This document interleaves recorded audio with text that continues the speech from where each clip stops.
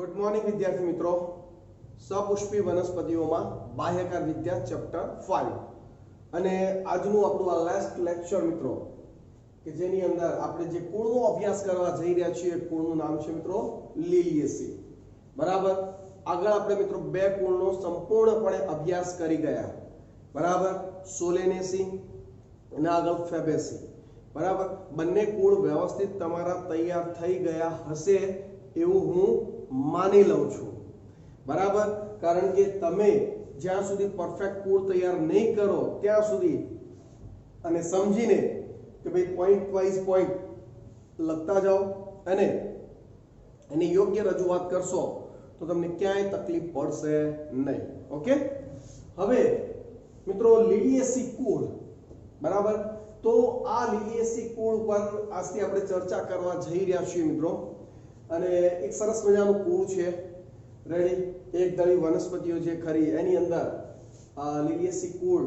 બરાબર, લીલીના નામે ઓળખાય છે મિત્રો. જો સામાન્ય રીતે લીલીના કુળ તરીકે ઓળખાય છે. એક દળી વનસ્પતિઓની લાક્ષણિકતાઓનું પ્રતિનિધિત્વ કરે છે. એક દળી વનસ્પતિઓની લાક્ષણિકતાઓનું શું કરે છે મિત્રો? પ્રતિનિધિત્વ કરે છે અને તે વિશ્વમાં બધે વિતરિત છે. મતલબ કે આ કુળની વનસ્પતિઓ વિશ્વના દરેક વિસ્તારોની અંદર વિતરિત થયેલી જોવા મળે છે. મતલબ કે પથરાયેલી છે. હા, મેં તમને પહેલા પણ કીધું છે જે વનસ્પતિ કોઈ એક વિસ્તારમાં જોવા મળતી બધે જ જોવા મળે એવું જરૂરી નથી. પણ એક કુળની અંદર ઘણી બધી પ્રજાતિ હોય, ઘણી બધી પ્રજાતિઓની અંદર ઘણી બધી જાતિ હોય, તો એ બધી જાતિઓ અલગ અલગ વિસ્તારમાં વિતરિત હોય તો એ કુળ તો કહેવાય કે નહીં કે ભાઈ એ કુળની વનસ્પતિ ભારતમાં પણ છે, ભારતના આ વિસ્તારોમાં પણ છે, યુએસએ વાળા વિસ્તારોમાં પણ છે, સાઉથ આફ્રિકાના જંગલોમાં પણ છે. મતલબ અલગ અલગ વિસ્તારોમાં વસવાટ કરતી એ વનસ્પતિઓ જોવા મળે છે. એટલે વિશ્વની અંદર દરેક જગ્યાએ લિલિએસી કુળની વનસ્પતિઓ પથરાયેલી હોય છે. ચલો, ક્લિયર? ઓકે, આગળ વાત કરીએ મિત્રો વાનસ્પતિક લક્ષણો. વાનસ્પતિક લક્ષણોમાં એક આપણને આપેલું છે મિત્રો ભૂગર્ભીય કંદો, પલ્સ. મિત્રો આગળ બી આપણે જાણીએ છીએ કે અહીંયા ડુંગળીનો અભ્યાસ છે. બરાબર કે નહીં? તો કંદમય આપણે એને ઓળખતા. સાથે સાથે મિત્રો વજ્રકંદો, કોમ્સ, ગાંઠામૂળી, બરાબર, રાઇઝોમ સાથેના બહુવર્ષાયુ છોડ છે. મતલબ કે જે આયુષ્ય વધારે, એક વર્ષાયુ કરતા વધારે સમયગાળો, મતલબ અમુક વર્ષો સુધી આ વનસ્પતિઓ જીવંત રહેતી હોય એટલે એને બહુવર્ષાયુ તરીકે આપણે ઓળખાવીએ છીએ. હવે વાનસ્પતિક લક્ષણોમાં મિત્રો પહેલા અને છેલ્લા આપણને એક જ પોઈન્ટ અહીંયા આપેલો છે અને એ છે મિત્રો પર્ણો. બરાબર, તો અહીંયા પ્રકારની પણ ચર્ચા ખાસ કરીને જો ડુંગળી માટે કરવી હોય કે આપણને ટોપિક ડુંગળી ઉપરનો છે, આલિયમ સેપા. રેડી, તો એની વાત કરીએ મિત્રો તો એક્ચ્યુઅલી શું હોય છે તો અહીંયા એક ડાયાગ્રામ દ્વારા સમજવાનો પ્રયત્ન કરીએ કે તમે ડુંગળી મિત્રો ખોરાકમાં ઉપયોગ કરો છો અને સારી વસ્તુ છે એટલે યુઝ કરવી જ જોઈએ. તો તમે ખબર હશે તો કે ડુંગળીનો પાયાનો ભાગ જે ખરો, બરાબર, ત્યાં તમને એક વ્હાઇટ સ્પોટ આ રીતે રચના થતી જોવા મળે છે. બરાબર કે નહીં? ચપટો બિંબાકાર ભાગ. મિત્રો એ ડુંગળીનું પ્રકાંડ છે. ચપટું બિંબાકાર શું છે? પ્રકાંડ છે. અને એમાંથી અસ્થાનિક મૂળ આ રીતે નીકળતા હોય છે. બરાબર, અને આ જે ડુંગળીની અંદર શું હોય મિત્રો, પ્રકાંડ ઉપર નાના નાના ગાંઠવાળા સ્પોટ આવેલા હોય, એના ઉપરથી પર્ણોનો ઉદ્ભવ થતો હોય છે મિત્રો આ રીતે. બરાબર, એટલે આ તો માંસલ દળદાર ડુંગળીનો ભાગ છે. બરાબર, તો આ જે બ્લુ કલરથી મેં દર્શાવેલા છે મિત્રો એના પર્ણો છે. શું છે? પર્ણો. અને એ ખોરાકનો સંગ્રહ પર્ણતલ, સલ્કી પર્ણતલ હોય નીચેનો ભાગ. બરાબર, આ પર્ણતલ વાળો વિસ્તાર છે જે ખોરાકનો સંગ્રહ કરી કેવો બને છે? માંસલ બને છે. ખ્યાલ આવે છે કે નહીં? એટલે આ પર્ણપત્ર વાળો વિસ્તાર થઈ ગયો અને પાયાનો ભાગ પર્ણતલ, બરાબર, જે ખોરાકનો સંગ્રહ કરે છે. અને મિત્રો કેન્દ્રાભિસારી હોય પાછો. કેવો? કેન્દ્રાભિસારી. મતલબ કે તમે જુઓ સેન્ટરને ધ્યાનમાં લઈને પછી બાકીના પર્ણતલો આ રીતે ગોઠવાયેલા હોય છે. અને તમે જોશો મિત્રો ડુંગળીને કાપીને આજે અભ્યાસ કરજો, સેન્ટર તરફના પર્ણતલો, સલ્કી પર્ણતલો માંસલ દળદાર હોય છે જેને આપણે ખોરાક તરીકે ઉપયોગ કરીએ છીએ. બરાબર, જ્યારે જે બહારની તરફ જે પર્ણતલો હોય ને મિત્રો સૂકા ફોતરા જેવા હોય છે કે જેને આપણે બહાર કાઢી નાખીએ છીએ. બરાબર, એટલે અહીંયા ખોરાક સંગ્રહી રચનામાં મિત્રો યાદ કરો આપણે આ વસ્તુની ચર્ચા કરી ગયા છીએ. બરાબર, કે ભાઈ પર્ણના વિશિષ્ટ કાર્યો, તો એમાં ખોરાકનો સંગ્રહ, બરાબર, તો એ આ તો પ્રકાર છે, નીચે તંતુમાં મૂળ છે. બરાબર કે નહીં? તો એ પ્રકાંડ જે ખરું એના ઉપરના ભાગે પર્ણો ગોઠવાયેલા છે ગાંઠો ઉપરથી કેન્દ્રાભી સારી રીતે, બરાબર, સેન્ટરને ધ્યાનમાં લઈને, અને જે પર્ણતલ સ્વકીય પર્ણતલ જે ખરું નીચેનો ભાગ એ ખોરાકનો સંગ્રહ કરી માંસલ બને છે અને આપણા માટે ખાવા લાયક એક કંદની રચના કરતી જોવા મળે છે, બરાબર.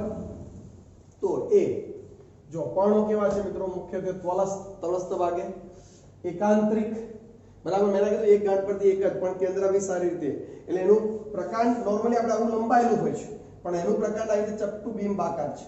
તો એના ઉપર આવી રીતે નાની ગાંઠો હોય એટલે એ ગાંઠો પરથી જે પર્ણોનો ઉદ્ભવ થતો હોય, ખ્યાલ આવ્યો? તો એ રીતે એની રચના થતી હોય છે. રેખીય પર્ણો છે મિત્રો, તમે જોઈ શકો છો સોયાકાર માફક આમ રેખીય પર્ણો છે, ખ્યાલ આવે છે કે નહીં? રેડી? તો રેખીય પર્ણો અનુપર્ણીય મતલબ કે ઉપપર્ણો ધરાવતા નથી. ઉપપર્ણોનું નોલેજ હવે ક્લિયર હોવું જોઈએ, કારણ કે ઉપપર્ણો પર્ણતલમાંથી નિર્માણ પામે, પણ અહીંયા તો પર્ણતલ જ ખોરાકનો સંગ્રહ કરી માંસલ દળદાર બને છે, મતલબ ઉપપર્ણો ગેરહાજર છે એટલે અનુપપર્ણીય કહેવાય એને. અને યસ, શિરાવિન્યાસ મિત્રો, સમાંતર શિરાવિન્યાસ યાદ કરો. દ્વિદળી વનસ્પતિ હોય તો જાલાકાર શિરાવિન્યાસ, આગળના બંને કુળ મિત્રો ચાહે સોલેનેસી હોય કે ફેબેસી જાલાકાર શિરાવિન્યાસ હતો, પણ જ્યારે એક દળી વનસ્પતિની વાત આવે ત્યારે શિરાવિન્યાસ કેવો જોવા મળે? સમાંતર શિરાવિન્યાસ જોવા મળે. એટલે તમે પર્ણની અંદર જોશો મિત્રો તો પર્ણની અંદર સમાંતર શિરાઓની ગોઠવણી થયેલી જોવા મળે છે. તો એને શું કહીશું મિત્રો? સમાંતર શિરાવિન્યાસ તરીકે આપણે એને ઓળખાવી શકીએ છીએ. ચલો, ક્લિયર છે? રેડી? પ્રકાંડ આપ્યું નથી પણ મિત્રો તમે લખી શકો છો પ્રકાંડ ચપટુ બિંબ આકાર, ચપટુ બિંબ આકાર. રેડી? એમાં કોઈ વધારે વર્ણન આવતું નથી. ચલો, ક્લિયર? ઓકે. એના પછી વાત કરીએ મિત્રો પુષ્પીય લક્ષણો. અને પુષ્પીય લક્ષણો એટલે અહીંયા વાનસ્પતિક લક્ષણો પૂર્ણ થયા. હવે વાત કરવા જઈ રહ્યા છીએ મિત્રો આપણે કોની? પુષ્પીય લક્ષણોની. પુષ્પીય લક્ષણોમાં પહેલું જ છે મિત્રો શું? પુષ્પ વિન્યાસ, બરાબર. પુષ્પ વિન્યાસ મિત્રો એકાકી પરિમિત, મતલબ કે મુખ્ય ટોચ ઉપર શું આવી જતું હોય? પુષ્પ આવી જતું હોય અને એક અને માત્ર એક જ પુષ્પનું નિર્માણ થતું હોય તો એને એકાકી પરિમિત તરીકે ઓળખાવી શકીએ. અને ઘણીવાર છત્રક મિત્રો, બરાબર ને, છત્રક પ્રકારનો પુષ્પ વિન્યાસ જેવા ગુચ્છમાં, તો અહીંયા તમે જોઈ શકો છો પુષ્પ વિન્યાસ અપસંકુચિત થયો અને તે છત્રક જેવી રચના થતી જોવા મળે છે, બરાબર. તો એને છત્રક પ્રકારનો પુષ્પ વિન્યાસ તરીકે ઓળખાય છે અને એનો મિત્રો આપણે ડીપમાં અભ્યાસ કરી ગયા છીએ એટલે એમાં તમને તકલીફ પડવી જોઈએ નહીં. ચલો, ક્લિયર? ઓકે. એના પછી મિત્રો પુષ્પ દ્વિલિંગી, તો કે યસ, એની અંદર પુંકેસર પણ છે, એની અંદર સ્ત્રી કેસરની રચના પણ જોવા મળે છે. જો બીજાશય છે એના પુંકેસરો છે, મતલબ બંને હાજર, તો આપણે એને શું કહીશું મિત્રો? દ્વિલિંગી. નિયમિત મિત્રો, અરીય સમમિતિ, કોઈ પણ તલે વિભાજન કરો, બે સરખા ભાગોમાં શું થવાની છે? પુષ્પની વહેંચણી થવાની છે, તો એને કેવું કહીશું મિત્રો? નિયમિત પુષ્પ તરીકે ઓળખવામાં આવે છે. કેવું પુષ્પ મિત્રો? નિયમિત પુષ્પ. સાથે સાથે એનસીઈઆરટી માં તો વર્ણન નથી પણ મેં અહીંયા એક શબ્દ ઉમેરી દીધો છે, અધોજાઈ. રીઝન શું? તો રીઝન એ જ છે મિત્રો કે બીજાશય એનું આપણને કેવું મળવાનું છે? ઉચ્ચસ્ત પ્રાપ્ત થવાનું છે મિત્રો. બીજાશય કેવું છે? ઉચ્ચસ્ત. રેડી? એટલે સીધી વસ્તુ છે, જો બીજાશય ઉચ્ચસ્ત તો પુષ્પ અધોજાઈ થશે. તો અહીંયા આપણે ત્રણેય કુળમાં જુઓ મિત્રો બીજાશય ઉચ્ચસ્ત છે એટલે ત્રણેય કુળમાં પુષ્પ શું થવાનું? અધોજાઈ થતું જોવા મળે છે. તો કે પુષ્પ દ્વિલિંગી, નિયમિત અને અધોજાઈ, બરાબર. એના પછી વાત કરીએ મિત્રો પરિપુષ્પીય ચક્ર. હવે જો અહીંયા પરિપુષ્પીય ચક્ર શબ્દ બહુ અગત્યનો છે. કેમ? કારણ કે પરિપુષ્પીય પત્ર આપણે બહુ સારી રીતે અભ્યાસ કર્યો છે મિત્રો કે ભાઈ જેની અંદર જે વનસ્પતિના પુષ્પમાં જો પહેલા વજ્ર ચક્ર આવે, પછી દલ ચક્ર, પછી પુંકેસર ચક્ર અને સેન્ટરમાં સ્ત્રી કેસર ચક્ર, બરાબર. પણ ઘણી વનસ્પતિઓ એવી છે મિત્રો કે જેની અંદર ખાસ કરીને એક દળી વનસ્પતિઓમાં આવી ઘટનાઓ જોવા મળતી હોય છે કે આપણે એમ કહી શકીએ કે વજ્ર ચક્ર અને દલ ચક્ર બેમાંથી એક જ ચક્ર હાજર છે. હવે એને વજ્ર ચક્ર કહીએ તો દલ ચક્રને ખોટું લાગે, દલ ચક્ર કહીએ તો વજ્ર ચક્રને ખોટું લાગે, બરાબર. કારણ કે લૂપ તો કે દલપત્ર જેવો દેખાતો હોય પણ એનું અંદરનું બંધારણ સ્ટ્રક્ચર જો જોવા જઈએ તો એ વજ્રપત્ર જેવો હોય છે. કહેવાનો મતલબ એ કે બેમાંથી એકની જ હાજરી છે, તો એને આપણે પછી શું કહીએ છીએ મિત્રો, પરિપુષ્પીય પત્ર તરીકે ઓળખીએ છીએ મિત્રો, પેરિયન તરીકે ઓળખીએ છીએ. એના માટે સંજ્ઞા શું વપરાય છે મિત્રો, p વડે દર્શાવીએ છીએ.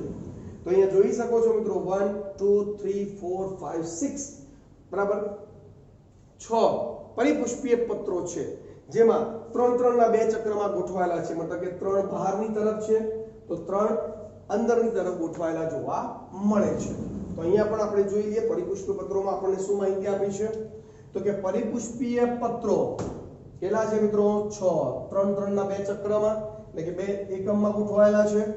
ઘણીવાર ભેગા થઈને નલિકાકાર રચના બનાવે છે. ઓકે, નળી જેવી રચના, ભૂંગળી જેવી રચનાનું નિર્માણ કરે છે. ધારાસ્પર્શી કલિકાંતર વિન્યાસ બરાબર, એકબીજાની ધારો શું થતી હોય, સ્પર્શ થતી જોવા મળે છે. તો એને ધારાસ્પર્શી કલિકાંતર વિન્યાસ તરીકે ઓળખવામાં આવે છે. ચલો ક્લિયર. ઓકે, આગળ વાત કરીએ મિત્રો. તો આગળ ચર્ચામાં આપણે આવે છે હવે શું, તો કે પુંકેસર ચક્ર. તો કે પુંકેસર ચક્રની અંદર પુંકેસરો કેટલા છે મિત્રો, 6 છે, જે 3 ના બે એકમોમાં શું છે મિત્રો, ગોઠવાયેલા છે. તો કે 6 પુંકેસરો મિત્રો, કેટલા, 6 પુંકેસરો બરાબર, અને 3 ના બે એકમોમાં ગોઠવાયેલા છે અને પરિપુષ્પીય લગ્ન છે. એટલે તમે જોઈ શકો છો પરિપુષ્પ પત્ર સાથે શું છે, જોડાયેલા છે. જેમ આપણે દલ લગ્ન કહીએ તેમ અહીંયા શું શબ્દ આવે, પરિલગ્ન આપણે કહી શકીએ છીએ. બરાબર. એના પછી વાત કરીએ મિત્રો સ્ત્રી કેસર ચક્ર. બરાબર. અચ્છા, આપણે પુષ્પસૂત્રને જુઓ, પરિપુષ્પીય પત્રો P3+3 A3+3 અને અહીંયા ઉપર લાઈન દ્વારા જોડાયેલા છે, એટલે મતલબ આપણે તે લાઈન દર્શાવીએ છીએ. ચલો ક્લિયર. ઓકે, સ્ત્રી કેસર ચક્ર, ત્રિસ્ત્રી કેસરી મતલબ સ્ત્રી કેસરો કેટલા છે, 3. યુક્ત સ્ત્રી કેસરી મતલબ જોડાયેલા છે. ઓકે, બીજાશય ઉચ્ચસ્થ ત્રિકોટરોમાં ઘણા અંડકોની હાજરી. મિત્રો સિમ્પલ સરળ, તમે હવે તો આપણું નોલેજ એકદમ ક્લિયર કે ભાઈ સ્ત્રી કેસરો 3 છે પણ જોડાયેલા છે, એટલે બીજાશય એક જ છે. રેડી. ઉપરના ભાગે હા ત્રણેયનું પરાગાસન અલગ અલગ હશે, અને હા બીજાશયની અંદર ત્રણેયના કોટરો અલગ અલગ હશે. ખ્યાલ આવે છે કે નહીં મિત્રો? ત્રણેયના કોટરો અલગ અલગ હશે બરાબર, પણ બીજાશય કેવું છે મિત્રો, એક જ છે. અને બીજાશય પાછું ઉચ્ચસ્થ એટલે પુષ્પ અધોરાય. રેડી. ત્રિકોટરીય 3 કોટરો, 3 સ્ત્રી કેસર છે તો 3 કોટરો, અને ઘણા બધા, દરેક કોટરની અંદર ઘણા બધા અંડકોની શું થયેલી જોવા મળે, ગોઠવણી થયેલી જોવા મળે છે. બીજું મિત્રો અક્ષવર્તી જરાયુ વિન્યાસ. બરાબર. અક્ષવર્તી જરાયુ વિન્યાસ એટલે મુખ્ય અક્ષ જે સેન્ટરનો ભાગ છે ત્યાં જ જરાયુ આવેલો છે, તેના ઉપરથી જ અંડકોની શું થયેલી છે મિત્રો, ગોઠવણી થયેલી જોવા મળે છે. તો એને આપણે શું અક્ષવર્તી જરાયુ વિન્યાસ વડે દર્શાવી શકીએ છીએ. ચલો ક્લિયર છે, યાદ રહેશે મિત્રો સ્ત્રી કેસર ચક્ર. જો મિત્રો એકદમ સિમ્પલ સરળ છે, અને તમને હજુ સરળતા માટે એક ટ્રીક આપી દો કે પહેલા તો ત્રણેય કુળ તમે તૈયાર કરી દીધા બરાબર. હવે એક ચાર્ટ બનાવજો, એક ચાર્ટ બનાવજો. પહેલું ફેબેસી, સોલેનેસી અને લિલિએસી બરાબર. પછી દરેકનું શોર્ટમાં વર્ણન કે ભાઈ દરેકનું વાનસ્પતિક લક્ષણો, ક્યાં વસવાટ જોવા મળે, નિવાસ સ્થાન બરાબર, વિશ્વમાં બધે જ વિતરિત હોય કે જે હોય મુદ્દા એ પ્રમાણે બરાબર. પછી તમે એની અંદર એડ કરી શકો મિત્રો પર્ણ, પ્રકાંડ, એનું જે વર્ણન બધાનું શોર્ટમાં લખી દેવાનું, નાના નાના શબ્દોમાં, ઓછા શબ્દોમાં, આખા વાક્યો નહીં લખવાના. પછી પુષ્પ વિન્યાસ કે ભાઈ પરિમિત, અપરિમિત જે આવતો હોય. રેડી. પછી પુષ્પ વિશે, પછી વજ્રચક્ર, દલચક્ર, પુંકેસર ચક્ર, સ્ત્રી કેસર અને બીજા, એટલે કમ્પેરિઝન બી તમને એક ચાર્ટ આખો તૈયાર થઈ જાય. તો બહુ સારી રીતે તમારો એ ટોપિક ક્લિયર થઈ શકે છે બરાબર. ઓકે, તો એ ચર્ચા આપણી ચાલતી જ રહેશે, પણ અહીંયા પાછો આપણે અભ્યાસમાં ધ્યાન આપીએ. તો સ્ત્રી કેસર ચક્ર તો કે ત્રિસ્ત્રી કેસર, યુક્ત સ્ત્રી કેસર, બીજાશય ઉચ્ચસ્થ ત્રિકોટરોમાં એટલે કે ઘણા અંડકોની હાજરી અને અક્ષવર્તી જરાયુ વિન્યાસ જોવા મળે છે. ચલો ક્લિયર. આગળ ફળ મિત્રો, પ્રાવર 2 કરતા વધારે ધારથી શું થાય, સ્ફોટન થાય અને અંદરના બીજ મુક્ત થાય તો એવા ફળને શું કહે મિત્રો, પ્રાવર ફળ કહે છે. રેડી. અને ભાગ્યે જ મિત્રો અનસ્ટિલા બરાબર, જે આગળ આપણે ચર્ચા કરી ગયા છીએ. ત્વચીય, બાહ્ય ફલાવર, મધ્ય ફલાવર, માંસલ, અંત ફલાવર, માંસલ. એના પછી મિત્રો વાત કરીએ બીજ, તો કે ભ્રૂણપોષી બીજ મતલબ કે બીજની અંદર ભ્રૂણપોષ જેવી અલાયદી વ્યવસ્થા જોવા મળે છે તો આવા બીજને આપણે શું કહીશું મિત્રો ભ્રૂણપોષી બીજ તરીકે ઓળખવામાં આવે છે ચલો ક્લિયર આગળ પુષ્પસૂત્ર હવે જો મિત્રો પુષ્પની અંદર નિપત્રની વાત તો નહોતી કરી પણ અહીંયા આપણને BR આપેલું છે બરાબર અને આપણે જાણીએ છીએ કે BR સિમ્બોલ કોના માટે વપરાય છે નિપત્ર માટે વપરાય છે બરાબર હવે હું અહીંયા પુષ્પાકૃતિ પર તમારું ધ્યાન દોરીશ મેં તમે જુઓ અહીંયા નીચેના ભાગે મેં નિપત્ર બતાવી દીધું છે જ્યારે NCERT માં નિપત્રનો ઉલ્લેખ કરેલો નથી મિત્રો બરાબર પણ મેં એટલા માટે બતાવી દીધું છે કે પુષ્પસૂત્રની અંદર કોની અંદર મિત્રો પુષ્પસૂત્રની અંદર આપણને BR આપેલું છે મતલબ નિપત્ર મેં તમને કીધું જ કે પુષ્પાકૃતિ દોરો તો નીચે આ રીતે જ મેં તમને જે અહીંયા હાલ ડાયાગ્રામ જે આપણે દોર્યો છે કે ભાઈ પુષ્પાકૃતિની નીચે આ રીતે દર્શાવી દેવાનું જેમ વજ્રપત્ર દર્શાવતા હોય તેમ એક્સ્ટ્રા તો એને નિપત્ર કહેવાય બરાબર તો મેં દર્શાવ્યું છે એટલા માટે કે અહીંયા પુષ્પસૂત્રમાં BR આપેલું છે આપણને રેડી તો નિપત્ર જોવા મળે છે ખ્યાલ આવી ગયો સમજવા માટે છે મિત્રો રેડી તમને કેવી રીતે MCQ પૂછાય છે એનું ધ્યાન રાખવાનું અહીંયા ગો ડાઉન સેન્ટરમાં પ્લસ નિયમિત પુષ્પ છે કોઈ પણ તલે વિભાજન કરો ઉભયલિંગી પુંકેસર સ્ત્રીકેસર બંને હાજર પરિપુષ્પીય પત્ર P3+3 3 ના બે ચક્રમાં અને જોડાયેલા છે ને કૌંસ રેડી અચ્છા પુંકેસરો 3+3 એ તો અંદર નથી જોડાયેલા પણ એ કોની સાથે તો કે પરિપુષ્પ પત્ર સાથે જોડાયેલા છે તો ઉપર લાઈન દોરી મેને જોઈન કરી દો સ્ત્રીકેસર ત્રિસ્ત્રીકેસરી યુક્ત એટલે જોડાણ અને બીજા છે ઉચ્ચસ્થ છે એટલે જેની નીચે અંડરલાઈન વડે દર્શાવવામાં આવે છે તો આ થઈ ગયું મિત્રો શું એનો પુષ્પસૂત્ર